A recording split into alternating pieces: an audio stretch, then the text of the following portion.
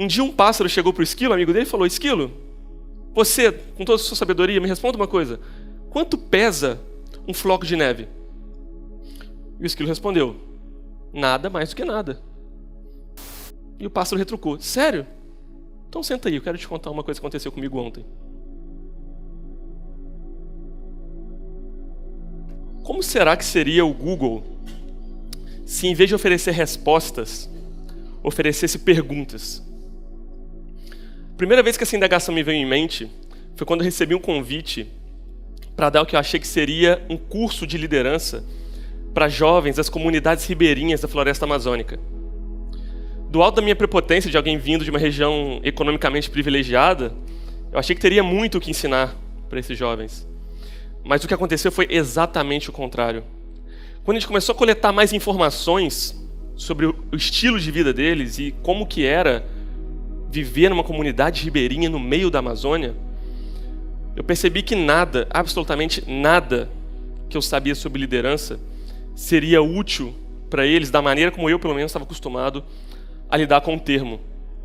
Só para dar um exemplo, vários deles pegaram 4 dias de barco para participar desse encontro. E para piorar, 7 dias de volta, porque a volta é contra a correnteza do rio Juruá. O que a gente fez então foi inverter o processo. Em vez de aula, pergunta. Em vez de ensinar, aprender com elas e com eles. O que a gente fez foi adaptar uma metodologia que era baseada em perguntas. Em 3, na verdade. A primeira delas era perguntar: o que há de bom aqui nas comunidades de vocês? E vamos apreciar um pouco o que já tem aqui. Para aí sim poder fazer a segunda pergunta, que é: qual é o sonho que vocês têm para suas comunidades? E terminar perguntando: e agora? O que vocês vão fazer para que esses sonhos se tornem reais? A gente terminou fazendo 2 atividades com eles. Na primeira, a gente entregou folhas de cartolina e pediu para que eles desenhassem como seriam as comunidades quando os sonhos tivessem sido realizados. E o que a gente imaginava é que era parecido com um centro urbano ou algo do tipo. Mas o mais interessante é que na cartolina inteira uma cor tomava conta, que era o verde. E em vez de prédios ou asfaltos, a comunidade é exatamente como ela é, com uma adição. Como, por exemplo, uma escola, ou um laboratório de informática, ou um posto de saúde. Para que eles não precisassem mais ter que viajar 3, 4 horas de barco para estudar, para aprender ou para tratar alguma enfermidade. O ápice para mim, no entanto, foi quando a gente fez uma rodada de entrevistas, tipo um talk show, e chamamos uma menina de 11 anos de idade. E uma das perguntas que a gente fez para ela foi: o que você quer ser quando você crescer? E ela respondeu muito seriamente: eu quero ser uma advogada. Gente, nossa, uma advogada, que legal, por quê? E aí, num semblante muito único, ela virou e falou assim: me falaram uma vez que advogado ganha muito dinheiro. Só que ela continuou: mas não é por isso que eu quero ser advogada. Eu quero ser advogada para poder defender a minha floresta.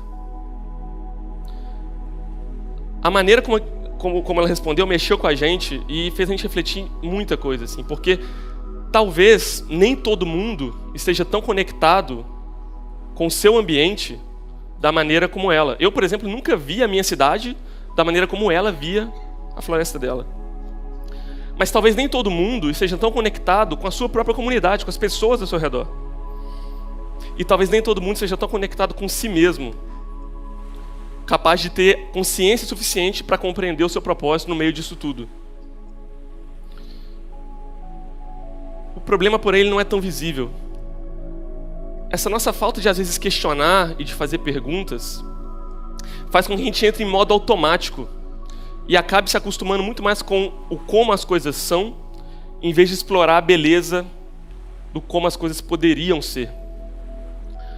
Agora, o fato de a gente não fazer tanta pergunta pode parecer, às vezes, preguiça, falta de motivação, falta de energia ou algo do tipo, mas, sinceramente, acredito que isso, na verdade, é uma renúncia. É a renúncia de acreditar que dá para ser melhor e que agora, nesse momento, tem novas verdades flutuando entre nós. Um dos meus filmes preferidos explora isso muito bem. Ele se chama 12 Homens e uma Sentença. Para fazer uma sinopse rápida, né? 12 homens compõem um júri popular e precisam decidir o destino de um menino de 18 anos acusado de matar o próprio pai. Dos 12, 11 têm certeza, convicção de que ele é culpado. E querem logo condená-lo à cadeira elétrica e ir embora para casa. Só que desses 12, um deles ainda tem dúvidas. E ele faz perguntas que provocam os outros a pensarem e muda todo o destino de uma história que poderia culminar com a morte de um jovem inocente. A grande questão é que para poder fazer essas perguntas certas, e muitas vezes os ambientes são muito pouco férteis para a gente receber perguntas certas, alguns passos anteriores são interessantes serem feitos. O primeiro deles é que a gente consiga criar vulnerabilidade em um determinado grupo para que a gente tenha empatia como modelo mental. Porque quando a gente tem empatia como modelo mental de determinado grupo, aí a gente tem a segurança de poder desconstruir as certezas que a gente tem para aí sim abrir espaço para as reais dúvidas, para poder fazer as perguntas certas. Mas será que a gente faz isso bem? Quando, por exemplo, uma criança curiosa pergunta por quê, e a gente sem paciência responde, por que não? Qual que é o estímulo que a gente está dando para que ela seja uma boa perguntadora e queira de fato questionar o que está acontecendo? O que acaba acontecendo com isso tudo é que a gente começa a sofrer estímulos, receber estímulos para parar de perguntar. E quando eu paro de perguntar, eu começo a me reservar ao meu mundo, ao meu individualismo. E esqueço também de perguntar quem são essas pessoas que estão aqui ao meu redor. O que a gente pode fazer então é continuar perguntando, fazer o esforço da pergunta. E o mais interessante é que não necessariamente elas precisam ser verbalizadas. Quando a gente tem consciência do significado da nossa ação, a nossa ação é a nossa pergunta. Por exemplo, um bom projeto de urbanismo pode ser, na verdade, uma pergunta. Como é que eu faço para que as pessoas interajam mais e melhor nos espaços públicos? Ou uma escola inovadora pode ser uma pergunta. Como é que eu faço para que seres humanos sejam formados como seres humanos? Ou mais do que isso, como é que um maluco pode perguntar qual o problema de abraçar um estranho? O mais interessante é que quando a gente começa a fazer perguntas, quando eu começo a perguntar algo sobre você e me colocar no seu lugar, eu começo a entender a sua perspectiva de mundo. Mas, melhor ainda, eu começo a entender qual é o seu mundo. E uma coisa interessante, e que eu ouvi uma vez, é que a gente não vê o mundo como ele é. O mundo é como a gente vê. E quando a gente consegue compreender melhor a visão de outras pessoas, isso começa a acontecer de uma maneira muito mais eficaz.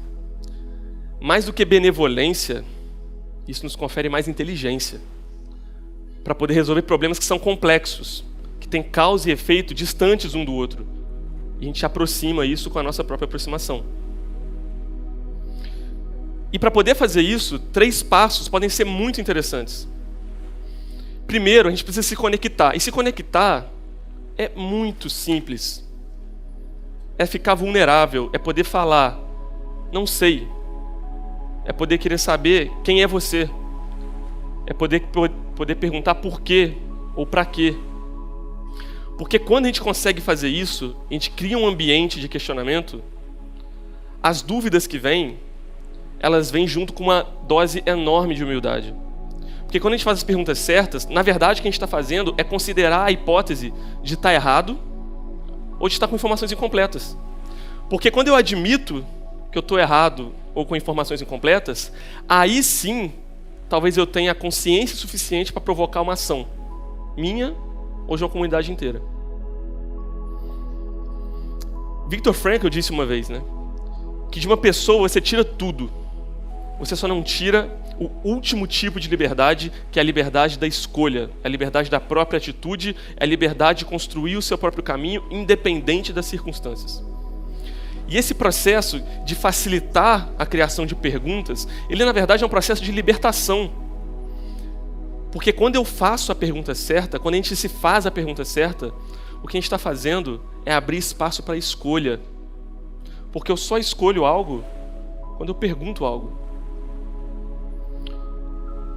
E é fato consumado que a gente, enquanto espécie, sempre se moveu por perguntas que permitiram a gente sobreviver e evoluir. Isso não é novidade. A grande questão é que talvez a gente esteja num desequilíbrio de ter muita resposta, porque as respostas elas são cada vez mais acessíveis, em cada vez mais quantidade, e elas em geral vêm de fora. E as perguntas cada vez mais escassas, porque elas demandam um nível de energia que a gente está se desacostumando, principalmente porque elas vêm de dentro. E é esse desequilíbrio que preocupa muito a gente. Por isso que o meu apelo é para que a gente continue perguntando. Continue perguntando, porque em algum momento a coisa vai acontecer. O Miguel Cavalcante me falou uma frase muito legal. Ele falou que quando a gente tem todas as respostas, a gente precisa mudar as perguntas. Só que, acima de tudo, fazer boas perguntas, na verdade, faz de nós excelentes líderes, capazes de ver o mundo com outros olhos. E eu fico pensando que talvez a gente não precise de mais dados, mais informação, até mesmo mais conhecimento. Simplesmente novos olhos, que permitam a gente ver o que ninguém viu e perguntar o que ninguém perguntou. As respostas, portanto, elas são o quê? Uma foto do presente. Mas, se o presente está em constante mudança, do que elas servem? E talvez seja isso. As respostas são descartáveis. As perguntas são reaproveitáveis. As respostas geram conforto. As perguntas geram consciência e as perguntas geram ação. Ao mesmo tempo, é um dilema. A gente tem que admitir. Eu tenho que perguntar ou seguir em frente? Porque seguir em frente é importante, me dá senso de realização. É o que me permite fazer alguma coisa, é seguir em frente. Mas quando a gente abraça a liberdade de fazer pergunta, na verdade a gente está abraçando a liberdade da escolha. E a liberdade da escolha, ela provoca um movimento incrível, que é tirar a gente da posição de vítima e passar a gente para a posição de protagonista. E se isso parece interessante para um indivíduo, imagina o poder que isso tem para uma organização ou para a comunidade inteira. Esse poder vai muito além da nossa compreensão. Isso é muito mais do que racional, isso é muito mais do que cartesiano. A grande questão, então, é saber exatamente qual o momento certo para perguntar, porque talvez é isso que vai nos conferir a sabedoria de entender se é o momento de perguntar ou se é o momento de seguir em frente. E é por isso que eu queria terminar com uma fábula que começa exatamente com uma pergunta. Entre um pássaro e um esquilo. Um dia um pássaro chegou para o esquilo, amigo dele, e falou: Esquilo, você, com toda a sua sabedoria, me responda uma coisa. Quanto pesa um floco de neve? E o esquilo respondeu: nada mais do que nada. E o pássaro retrucou: sério? Então senta aí, eu quero te contar uma coisa que aconteceu comigo ontem. E o pássaro falou: eu estava em cima de um galho, então começou a nevar. Eu sou pássaro, não estava fazendo nada mesmo. Resolvi contar quantos flocos de neve iam cair em cima daquele galho. E eu contei 2.999.999 flocos de neve. E como cada floco de neve não pesa nada, nada mais do que nada, nada aconteceu. Só que aí o pássaro falou: caiu o floco de número 3 milhões. E quando caiu o floco de número 3 milhões, o galho se partiu e caiu no chão.